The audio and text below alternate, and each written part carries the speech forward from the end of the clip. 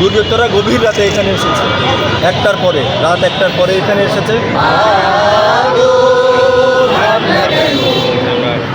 আমরা তোমার শান্তি প্রিয় শান্ত ছেলে, তোমার ভয় নেই বা আমরা প্রতিবাদ করতে জানি।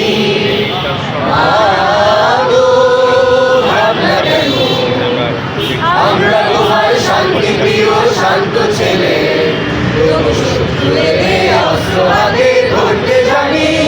তোমার ভয় নেই বা আমরা প্রতিবাদ করতে জানি। আমরা হারবো না, হারবো না, তোমার মাটির একটি কণাও ছাড়বো না। আমরা হারবো না, হারবো না, তোমার মাটির একটি কণাও ছাড়বো না। আমরা ফাজল দিয়ে তুলবো ঘাটি করতে জানি। তোমার ভয় নেই মা, আমরা প্রতিবাদ করতে জানি। সামনে যেও না ভাই, ভাবনা কেন, আমরা তোমার শান্তি প্রিয় শান্ত ছেলে।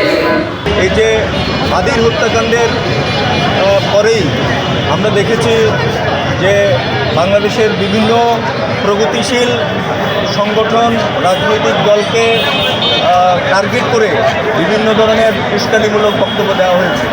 একটি পক্ষ থেকে সেটি দেওয়া হয়েছে এবং সেই উস্কানির ফলেই হয়তো তারা প্রথম সুযোগেই তারা প্রথম আলোতে আক্রমণ করেছে, ডেইলি স্টার আক্রমণ করেছে। অথচ আমরা জানি এই প্রথম আলো এবং ডেইলি স্টার এই পত্রিকা দুটি গত স্বৈরাচারী আমলে জনগণের ভাষ্য হয়ে স্বৈরাচারীর বিরুদ্ধে তারা অত্যন্ত সাহসী পদক্ষেপ নিয়েছে। দুর্বৃত্তরা গভীর রাতে এখানে এসেছে, রাত একটার পরে এখানে এসেছে এবং তারা এখানে এই ছায়ানট ভবন, এখানে কিন্তু একটা নালন্দা স্কুল নামে একটা শিক্ষাক্রম আছে, এখানে প্রাইমারি স্কুল আছে, হাই স্কুল আছে।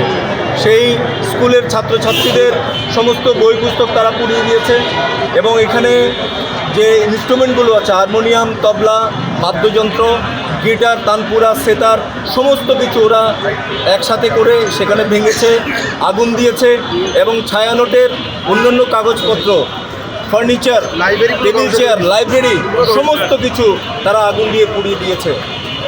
আমরা এটুকু জানতে পেরেছি, বিস্তারিত হয়তো ছায়ানট কর্তৃপক্ষ কী ঘটনা ঘটেছে, কী ক্ষয়ক্ষতি হয়েছে সেটা বিস্তারিত ছায়ানট কর্তৃপক্ষই বলবেন।